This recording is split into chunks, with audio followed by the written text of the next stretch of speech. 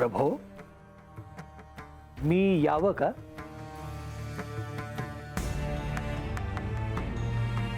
या देवेंद्र, आपलं स्वागत आहे.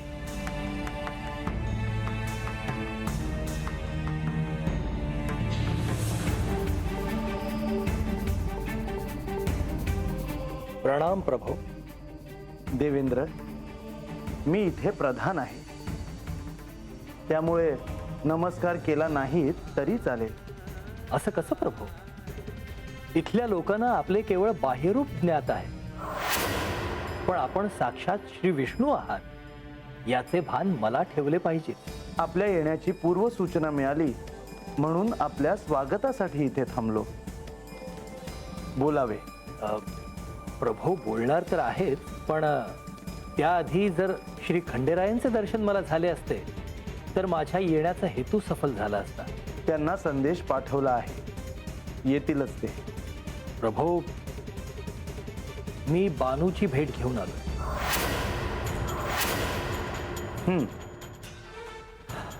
अत्यंत एकाकी आहे ती. तिचे दुःख मला पाहवत नाही. त्याची चिंता आपण करू नये देवेंद्र. श्री खंडेराय तिची काळजी घेण्यासाठी समर्थ आहेत. तरीही प्रभू, मला हेही माहिती आहे की साक्षात आपण आणि श्री लक्ष्मी देवी तिला सहाय्य करता आहात. पण तरीही इथे जेजुरी गडावर जे स्थान श्री म्हाळसा देवींना प्राप्त झाले आहे ते माझ्या कन्येला नाही. त्याची अभिलाषा देखील ठेवू नये, कारण काहीही झालं तरी शिव आणि शक्ती आहेत ते. आणि बाणाईला जे मिळालं ते आजपर्यंत कोणत्याही भक्ताला मिळालं नसेल. तेव्हा तिच्याच सुखासाठी आपण काही नाही केलं तरच उचित ठरेल.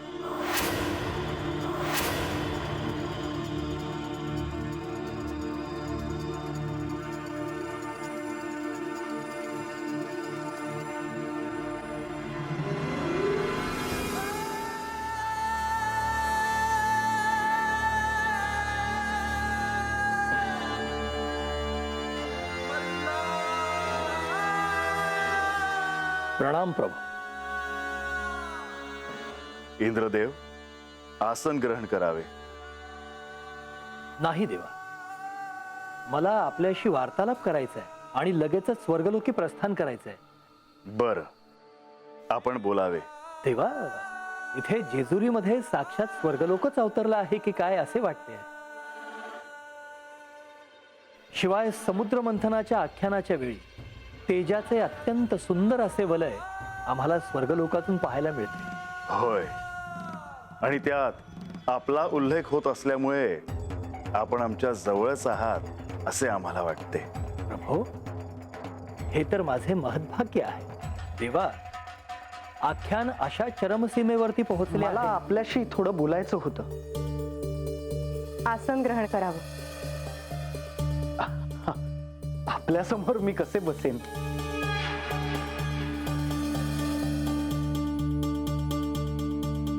बरं, सांगा. मला इतकेच विचारायचे होते की माझे आख्यान योग्य रीतीने होत आहे ना? हो, असं का विचारता आहात? नाही, माझ्या असे ऐकण्यात आले की बानू आणि श्री म्हाळसा देवींना सत्य सांगण्यात पक्षपात होत आहे. असं कोण म्हणालं?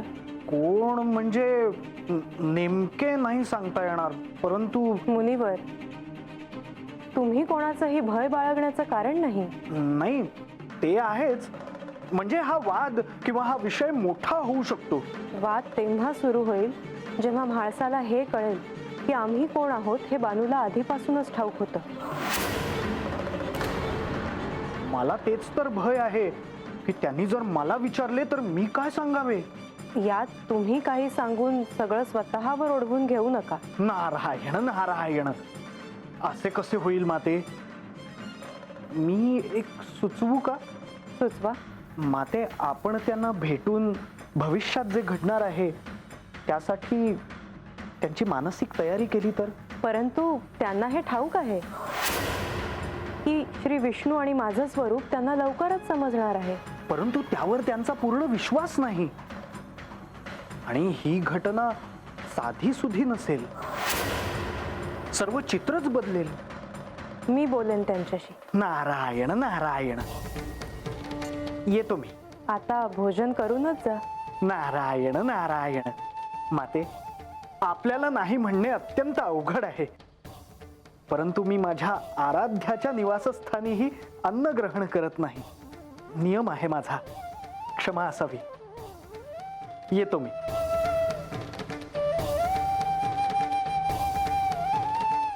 नारायण नारायण.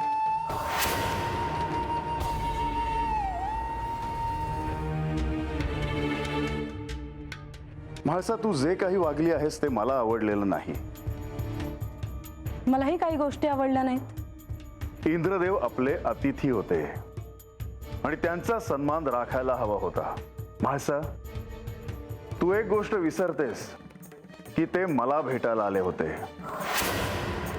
आणि मला भेटायला येणारा कोणताही भक्त असो अथवा कोणताही देवता असो, त्यांना आनंदच होईल असे ह्या गडावर घडावे. मग त्यांचा इथे येण्याचा हेतू माझ्या विरुद्ध असला तरी? मी इथे असताना तुझ्या विरुद्ध कोणीही काहीही करणार नाही. तुझ्या हिताच्या आड मी कोणालाही येऊ देणार नाही. मग देवेंद्र इथे काय हेतूने आले होते हे तुम्हाला ठाऊक असूनही तुम्ही त्यांना काही बोलला नाहीत. प्रथम तू इंद्रदेवांना सामान्य समजू नकोस. सर्व देवलोकांचे ते अधिपती आहेत. मी, श्री विष्णू, श्री ब्रह्मदेव यांनी मिळून तो निर्णय घेतला आहे.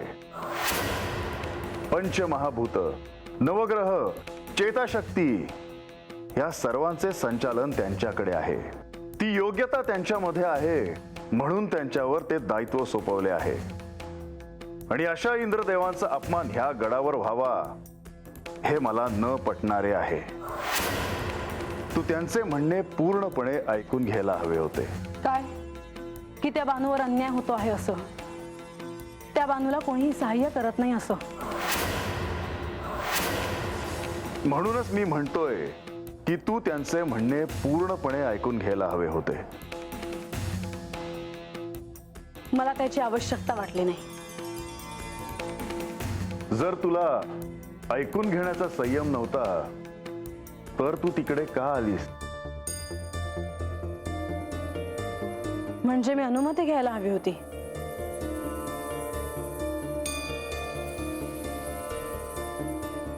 तू तिथे यायला नको होतं, कारण इंद्रदेव ज्या पद्धतीने निघून गेले ते मला आवडलेलं नाही.